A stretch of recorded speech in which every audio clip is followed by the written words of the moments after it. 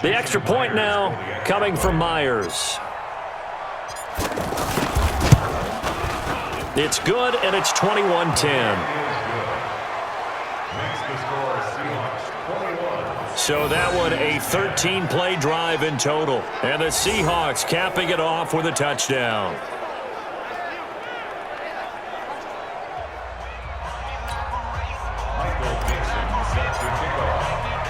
The kickoff team on the field now as they will send this one away. This is fielded a couple yards deep. And he'll wind up getting an extra couple yards here for his trouble as he'll bring this one out to the 27. Out comes Washington's offense as they get set to take over here. And last time they got 3 points, but it was a chip shot field goal. And when you go to the sideline after a chip shot field goal, maybe the offense not too happy. It's a balancing act, isn't it? Because you're exactly right. They're none too pleased that they didn't punch it in for 6 points. But they also have to remember they did put points on the board. 3 points is 3 points. And in this league, you take points when you can get them. Not easily done. Facing a 2nd and 2 after that last catch, good for 8 yards. To throw is Keenum. Got his man complete over the middle. That's Quinn. And to the 42-yard line here and brought down there. 7 yards there and a first down. This possession means so much for them. They've got to focus on this drive and find a way to make this a one-possession game. Yes. Got to get a score. Yeah, so good with a field goal. Don't necessarily need a touchdown. To throw, it's Keenum. Okay, I'm not quite sure how to judge that one. Maybe didn't have enough legs underneath him. Mechanics might have been off.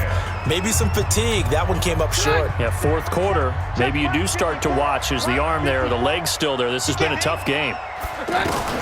On 2nd and 10, Keenum. Oh, Keenum has it knocked away. It's loose. And the Seahawks have picked it up. And his guys are going to take over at the 31-yard line. Brandon, I don't want to violate any of our broadcasting rules by declaring a game over before it's over. But that one, that puts them in real jeopardy there. Absolutely. It was a 2-possession game. It is a 2-possession game at this stage in the 4th. They needed points out of that drive. And obviously now, no chance at all to get those points that they so desperately needed.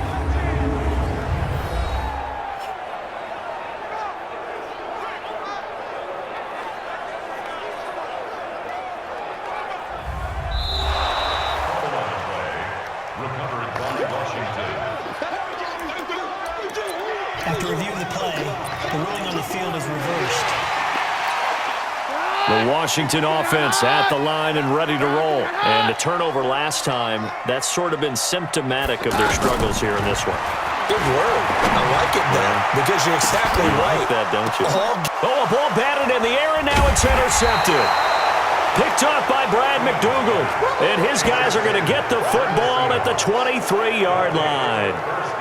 Partner, we always talk about possessions being at a premium in these games, and now in this situation, throwing an interception here when you have to claw your way back in, that one's going to hurt, and in a big way.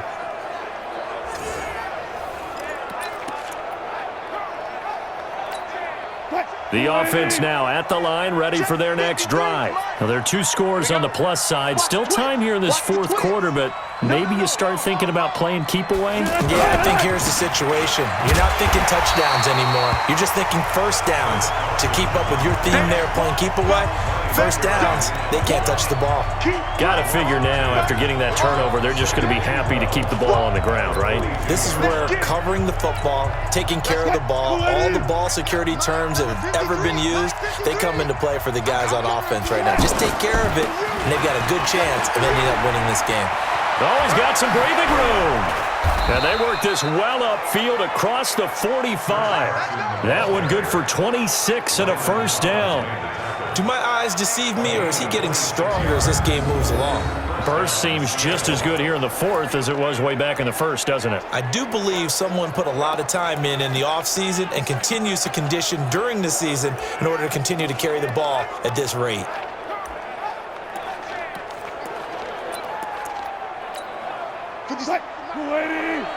In your face. Switch gears.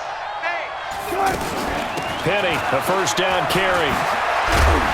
And they'll get him down as he's inside the 40. Back-to-back nice gains. That one for 14 yards and another first. Well, it is our business to analyze what we saw out there. And on that play, I saw a defense staying in base, not taking a chance, not blitzing in a situation where they absolutely need the football back. That's either a case of overthinking it or not thinking it through. If you do blitz, do you have to be careful about where you're coming from, or are you just coming from all angles? You have to be careful about where you're... Now Carson fumbles the football. Into the Redskins. Have it they do.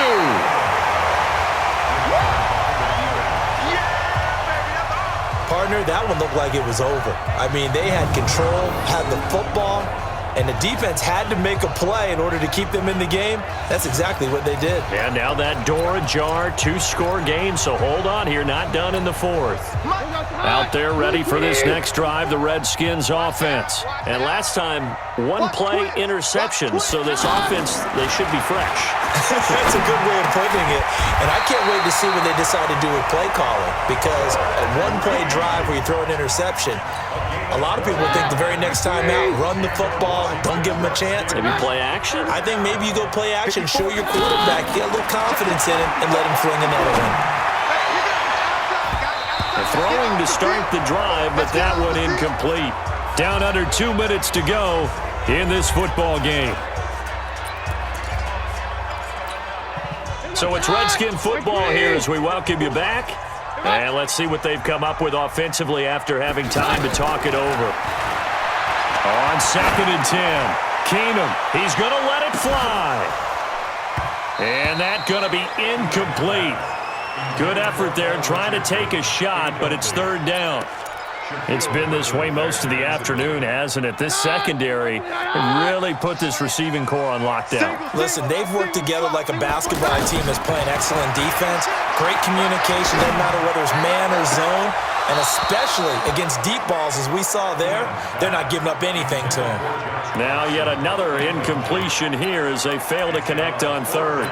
You can tell they were hoping for a flag there offensively. Several on the sideline motioning, hey, why not a penalty? Why not a penalty? What did you see? Yeah, I think you've got to let them play, and the officials are instructed. If there's contact coming from both sides, no flag. Let them fight it out. And forces 4th down. And he'll go down, but not before getting this inside the 30.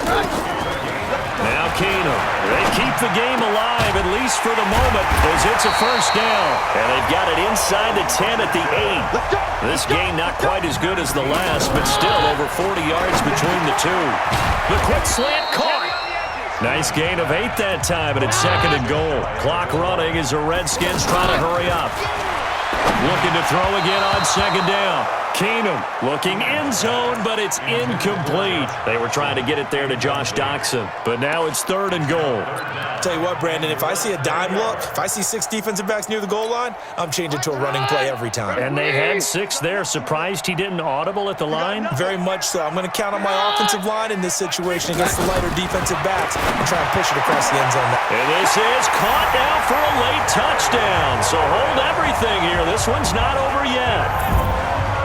I'm not sure win-win is the proper term here, but it certainly felt like it. They got the touchdown they needed, but if I'm on the defensive side of the ball, okay, you got the touchdown, but it sure took you a long time. Yeah, because offensively, though, you're probably hoping for a 1 to 5 play drive. That one ate up a little more time than they were hoping. You're exactly right, and if you have that 1 to 5 play drive, you actually build up momentum and even more hope. When they had to slog their way downfield, they got the touchdown, but it's almost like, yeah, you know, it doesn't feel right. Exactly. So the deficit now 3 after the huge conversion, but they need to get the football back. So this is where special teams really comes into play, because getting the ball back, it starts with this next kickoff. How do they get downfield? Either jar it loose or get the ball back themselves. That's going to be key for them. 4th quarter, they felt like they needed the football back. Unfortunately, they couldn't get it. And I know we've brought analytics into the game, and someone has said here that the data says that when a team's expecting an onside kick, 80% of the time, the team expecting it, they do actually recover the ball, which is what we saw here. I just wonder if that number is much more of a anecdotal type of a number, kind of like when the coaches tell us, well, when you score on special teams, 93% of the time you win the game. I'm still waiting to see that number is empirical. Have to imagine this will be on the ground as well as they come up 2nd and 7. Hey, 0-0-0. Go. 53, Mike. Rabbit. They run again with Carson. Now Washington going to use the second of their 3 timeouts as he'll stop it with 25 ticks remaining on the clock.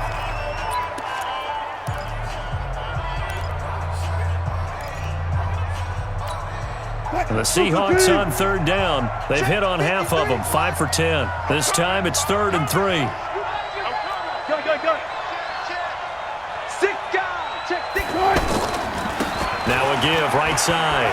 Carson, and he is going to have the first down, and that is going to suck the life right out of this crowd.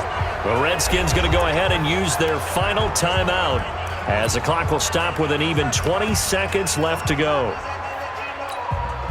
So they'll come up 1st and 10 now from the 33.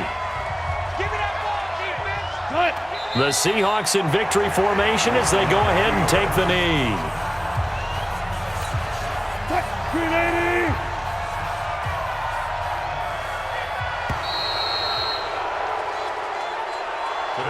So the victory here for Seattle, and this not always an easy proposition, Charles. You had a West Coast team that traveled east, but they got the job done. And there's so much that goes into it because your body time and your body clock different from what you're used to west, because if you go east, you're going to lose up to 3 hours, right? So is your body going to be awake when it's time to play? A lot of teams actually rehearse it. They practice it. Maybe the week of the game, they move everything up to that time frame so guys get used to doing it that way. I remember when I played at Tennessee, when we had to go from east to west, our trainer, Tim Karen, said, leave your watches on East Coast time. Every piece of information we got was East Coast Standard Time. Try to psychologically tell us what to do, as well as prepare our bodies the same way. So that'll do it for us. For my partner, Charles Davis, and all the hard-working men and women on our crew, I'm Brandon Gaudin. You've been watching the NFL right here on EA Sports. With that, we sign off from Landover.